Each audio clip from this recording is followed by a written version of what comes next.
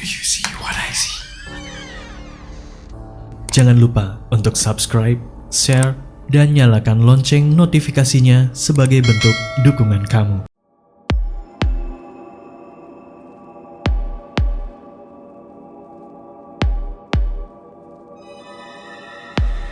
Assalamualaikum warahmatullahi wabarakatuh. Apa kabar para pendengar setia Do You See What I See, khususnya warga Sukawedi? Semoga sehat-sehat aja di tengah pandemi yang seperti ini. Oke, jadi pada cerita kali ini gue akan menceritakan pengalaman mistis yang gue alami di tahun 2015 di rumah sakit. Saat itu gue sedang bekerja di rumah sakit itu yang ada di daerah Kabupaten Tangerang. Sebelumnya gue ceritain dulu pekerjaan gue apa. Jadi di sana itu gue sebagai customer service, dimana nih customer service ini tidak hanya bertugas memberikan informasi kepada pasien maupun pengunjung, tapi juga menerima keluhan ataupun komplain. Nah, tahun 2015 itu kebetulan sedang ada pandemi demam berdarah. Ibu gua nih kena gitu ya, DBD saat itu. Karena gue pengen mencari rumah sakit yang terdekat dari rumah, dan juga gue juga bisa ikut jagain mama. Akhirnya gue pilih rumah sakit di tempat gue bekerja. Selain gue sudah kenal dengan staff-staffnya, perawat-perawatnya, dokter-dokternya, gue juga bisa sambil jagain mama, sambil kerja juga. Singkat cerita, dirawatlah akhirnya mama, karena kan DBD itu butuh perawatan intensif yang lumayan lama. Kurang lebihnya waktu itu dia sampai dirawat 7 hari. Nah, di hari kedua itu gua ikut menginap di kamar rawat. Jadi hari pertama datangnya malam. Biasa kan kayak urus kamar kayak gitu tuh agak susah gitu ya, agak lama. Karena masih banyak yang harus dipersiapkan dari dokumen-dokumen, belum nanti antrian atau operan dari perawat IGD ke perawat rawat inap. Selagi menunggu, dikasih tahu nih sama temen kalau harusnya nih yang gua daftarin itu kelas rawat inap kelas 2. Jadi kamar rawat inap, gue jelasin dulu di sini sedikit kelas-kelas kamar rawat di rumah sakit. Di tempat atau di rumah sakit tempat gue bekerja itu kelas 1 diisi 2 tempat tidur, kelas 2 diisi 3 tempat tidur, dan kelas 3 diisi 5 tempat tidur. Kalau VIP ya 1 tempat tidur ya guys.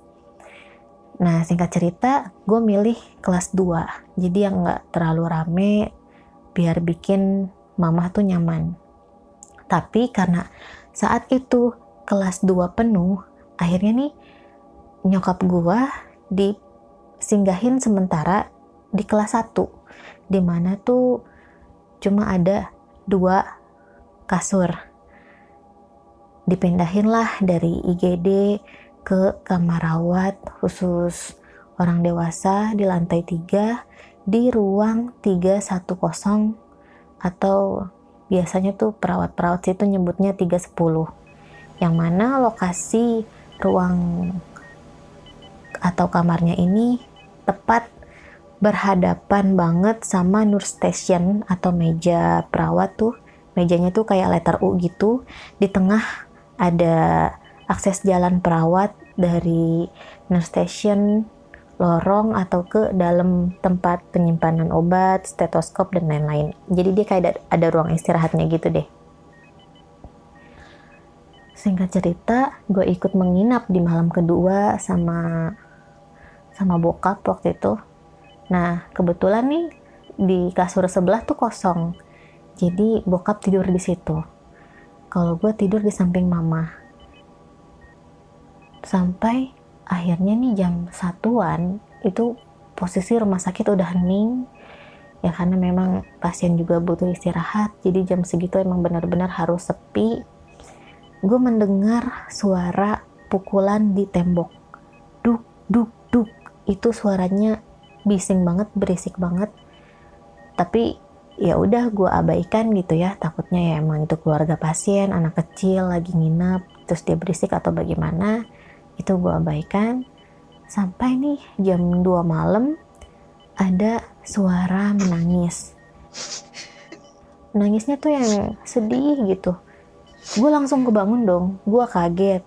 Gue kira nyokap yang nangis, takutnya dia kesakitan. Tapi pas gue tengok, loh enggak, nyokap anteng aja gitu, tidur pulas. Oh, bokap kali ya lagi nonton TV. Ternyata pas gue lihat tuh bokap udah tidur pulas dan TV itu dalam kondisi nyala, tapi saat itu yang program yang tersetel adalah sepak bola. Dan suaranya juga kecil. Jadi gimana ya mau nyambungin ke logika, oh suara TV kali yang nangis. Itu nggak mungkin. Sampai akhirnya nih gue mikir, oh pasien sebelah kali ya nangis. Tapi kok nangisnya lama. Sampai gue melek tuh nangis suaranya masih ada. Sampai nih gue yang mikir, duh kok perawat nggak disamperin sih pasiennya nangis begitu gitu kan. Karena tuh takutnya nih akan jadi komplainan ketika besok paginya gitu. Karena ya tugas gue kan menerima komplain. Kalau misalnya ada komplain gitu kan yang diomelin bukan perawat atau yang lain-lain. Yang diomelin pasti gue dulu yang menerima keluhan gitu kan. Terus akhirnya gue pikir ya udah deh besok pagi aja tanya ke perawat, kok enggak disamperin gitu pasien yang nangis. Akhirnya sampailah nih besok paginya, gue bilang tuh ke perawat sekitar jam 6. Mereka kan lagi siap-siap mau operan gitu sama perawat pagi. Gue bilang ke temen gue waktu itu, Mbak, abis jaga malam kan ya? Iya, kenapa Mil? Kata dia gitu. Ini semalam jam 2 ada pasien nangis. Kok nggak disamperin sih Mbak? Itu nangisnya lama loh, takutnya jadi keluhan. Hah? Nggak ada, kata dia. Nah, karena dia menjawabnya seperti itu dengan suara yang keras, akhirnya mengundanglah perawat lain tuh yang, ada apa, kayak gitu. Nah, kebetulan nih yang perawat lain yang mendengar itu pun, dia habis shift malam juga. Dan dia menguatkan argumen mereka gitu, bahwa semalam jam 1 atau jam 2 itu tidak ada suara menangis. Karena mereka tuh nggak tidur posisinya, dan mereka tetap jaga di meja nurse station itu. Nggak ada, katanya gitu. Ah masa Mbak? Iya duh jadi merinding nih, jadi takut, katanya. Pas dilihat lagi tuh entah kenapa nih perawat yang gue ajak ngobrol, dia matanya nyorot ke nomor ruangan tempat nyokap gue tuh tidur di situ, 310 atau 310. Terus gak lama dia natap nomor itu, dia bilang, kamar ini lagi, katanya gitu. Nah akhirnya gue kepo dong, loh emang kenapa kamar ini? Nah akhirnya kita menjauh tuh dari kamar itu, kita ngobrol di nurse station. Si perawatnya nih akhirnya membuka sebuah cerita yang terjadi oleh pasien lain. Terus perawatnya tuh cerita ke gue, dia bilang sebelumnya beberapa bulan yang lalu ada pasien yang harusnya rawat inap di kamar itu, akhirnya nih dia minta pulang paksa. Jadi gue jelasin dulu sedikit, pulang paksa itu adalah kondisi di mana pasien yang benar-benar belum pulih, belum sembuh, tapi dia memutuskan untuk pulang dari rumah sakit dalam kondisi seperti itu gitu ya, dalam kondisi belum sembuh. Nah kalau dari pihak rumah sakit nih harus konfirmasi dulu alasannya kenapa, apakah biaya ataukah pelayanan yang kurang enak atau ada hal lain gitu. Kalau bisa sih pasien jangan dulu pulang paksa. Nah kalaupun mau pulang paksa tuh nanti biasanya nih ada dikasih form pernyataan bahwa pasien pulang paksa atas keinginan sendiri. Biar kalau ada apa-apa di rumah, amit-amit misalnya ternyata pasien ini plus atau meninggal, itu kesalahan tidak ada di rumah sakit. Jadi ada prosedur kayak gitu. Nah, balik lagi ke cerita, pasien minta pulang paksa. Akhirnya ditanya deh sama perawat, loh kenapa katanya. Awalnya nih si pasien ini nggak mau cerita. Dia bilang pokoknya saya harus pulang malam ini juga. Saya pengen pulang mbak, katanya gitu. Karena memang pihak rumah sakit itu butuh jawaban, jadi ditanya terus tuh, apa yang kurang dari kami? Karena kan kondisi pasien ini belum sembuh, kenapa pengen pulang paksa? Sampai akhirnya nih pasien bercerita lah dia di situ. Dia bilang dia mengalami gangguan-gangguan mistis di kamar 310 itu, tapi dia tidak menceritakan detailnya. Dia bilang, saya pengen pulang atau saya dipindahin ke kamar nomor lain, katanya. Sedangkan saat itu ya emang yang kosong cuma 310 aja, kamar-kamar kayak 309, 311 itu semua full. Jadi yang mau gak mau akhirnya nih pasien memutuskan pulang paksa. Segitunya gitu.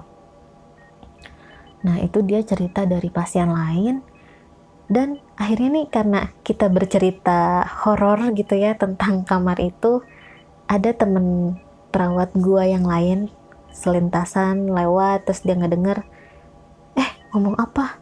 Ngomongin horor ya katanya. Ternyata dia ini, gua nggak mau sebutin nama aslinya sih, sebut saja nih Kak Ida deh. Ini gua samarin ya namanya, karena takut di cerita ini tuh khawatirnya jadi ngaruh ke etika keperawatan. Nah Kak Ida ini ceritanya pada awal-awal rumah sakit dibangun sekitar tahun 2011, yang jaga tuh masih sedikit kan, staf pegawainya tuh masih sedikit. Saat itu dia jaga di nurse station di depan kamar rawat 310 itu. Dia lagi jaga, tapi kemudian dia ketiduran. Dia tuh lagi jaga sendiri. Teman-temannya yang lain tuh udah pada tidur tuh, ada 2 orang perawat dan 1 dokter lagi pada istirahat di ruang yang di dalam, masih area nurse station juga. Tapi dia jaga sendirian di depannya gitu, di meja nurse stationnya. Sampai akhirnya dia ketiduran katanya. Tadi kan sebelumnya gue cerita ya, kalau bentuk meja nurse station itu letter U, dimana tengahnya nih ada bolong sedikit untuk akses keluar masuk. Nah ini posisi si Kak Ida ada di meja yang di sebelah kiri. Jadi dia ketiduran, terus tangannya Kak Ida ini dijadiin bantal dan kepalanya disandarkan gitu ya di tangannya, dan dia arah kepalanya ini ke sebelah kanan. Dan di sebelah kirinya itu ada mesin yang bisa memberitahukan kalau pasien itu sedang memanggil. Kalau kalian ngeh, di nurse station itu ada kayak telepon gede gitu, isinya tombol-tombol yang nyala dari ruang berapa nyala, itu artinya pasien lagi mencet tombol bantuan. Oke, tadi kan si Kak Ida ketiduran dengan posisi seperti itu. Dia mendengar nih dari arah kiri di mesin itu tuh bunyi tombol nit, nit, nit, yang artinya ada pasien yang membutuhkan bantuan atau panggilan. Tapi karena memang dia ini udah kecapean, terus juga ngantuk banget, akhirnya nih kayak yang mau bangun tuh susah gitu, karena dikalahkan oleh rasa lelah. Dan dia sadar ada yang noel dia gitu ya, kayak ngebangunin, kayak pegang-pegang pundaknya dia sambil bilang, "Mbak, bangun mbak, ada pasien manggil." Tuh dia iniin aja tuh, apa sih, gue ngantuk, karena disangkanya tuh temennya. Terus dipegang lagi tuh pundak sebelah kirinya dia, "Mbak, bangun mbak, ada pasien manggil." Nah karena dia nih ya udah kayak lu aja gitu ya, beranggapan seperti itu, dan dia penasaran nih siapa sih yang ngomong, karena dia tuh pengen nyuruh gitu, udah lu aja, gue ngantuk banget. Ketika dia nengok ke sebelah kiri, ternyata yang Noel si Kak Ida itu adalah sosok kuntilanak, rambutnya panjang, dengan muka yang mohon maaf berantakan. Dia juga ikut duduk di samping, karena kan di dalam meja nurse station itu banyak-banyak bangku ya. Dia duduk di samping Kak Ida dengan antengnya, dengan baju yang seperti kita tahu daster putih. Itu dia nepuk-nepuk Kak Ida. Dari situ si Kak Ida nggak bisa ngomong apa-apa, nggak bisa bicara apa-apa, mau teriak susah. Ya mau teriak juga gimana, namanya di rumah sakit kan harus tetap stay cool gitu ya, takutnya bikin pasien panik. Sampai akhirnya nih dari kepala yang dia tengokin ke arah kiri, dia gerakin lagi ke arah kanan.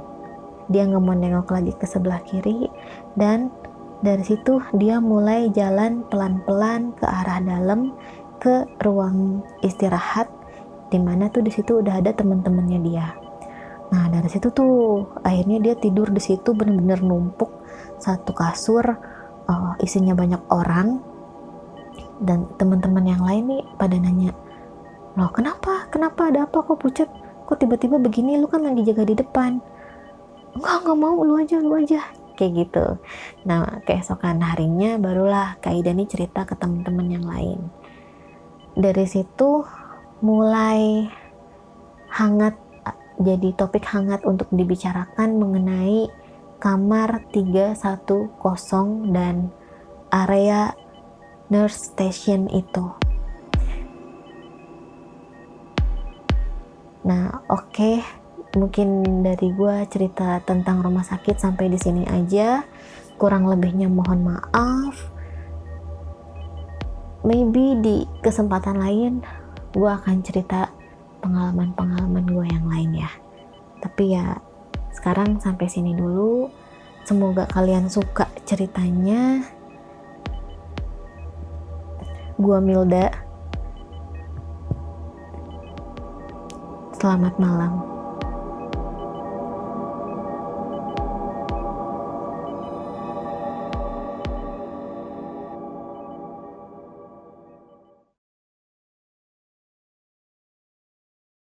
Kirim cerita kamu ke alamat berikut.